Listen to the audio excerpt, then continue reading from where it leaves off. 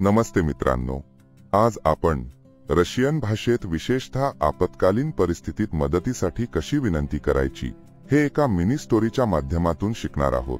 अचानक तुम्हाला रशियन भाषेत काहीतरी हरवल्यास किंवा अडचणीत सापडल्यास मला मदत हवी आहे हे सांगण्यासाठी या पोमोशची या माशूस हा वाक्यांश उपयोगी पडेल. समजा तुम्ही मॉस्कोमध्ये आहात आणि तुमची बॅग हरवली तर तुम्ही म्हणू शकता या पोमोशची मेन्या उस्तराल या माशूस को मंचाल म्हणजे मला मदत हवी आहे, मी थकून गेलो आहे. जेव्हा तुम्ही कोणाला मदतीसाठी विचारता तेव्हा नम्रता महत्वाची असते, म्हणून कृपयासाठी पोजाल्स्ता टॉशोलुस्ता हा शब्द वापरायला विसरू नका.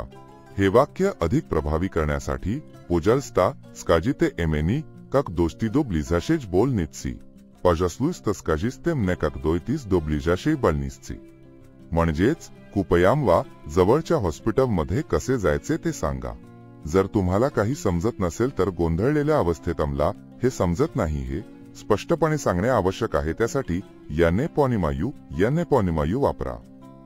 समजा कोणीतरी तुम्हाला जलद गतीने रशियनमध्ये काहीतरी समजावून सांगत आहे आणि तुम्हाला काहीच कळत नाहीये तर तुम्ही म्हणू शकता याने पॉनिमायू गोवरिट मेडलेनेज पोजलस्ता याने पॉनिमासू गवरिस्ते मेदलेजने पोजस्लुस्ता म्हणजेच मला समजत नाही, कृपया हगू बोला.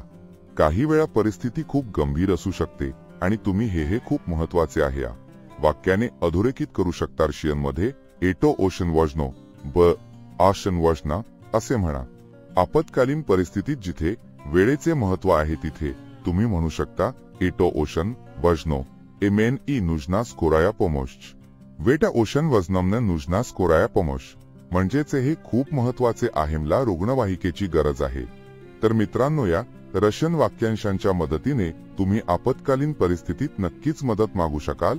अशाच नवनवीन भाषा शिकण्यासाठी आमच्या चॅनलला सबस्क्राईब करा.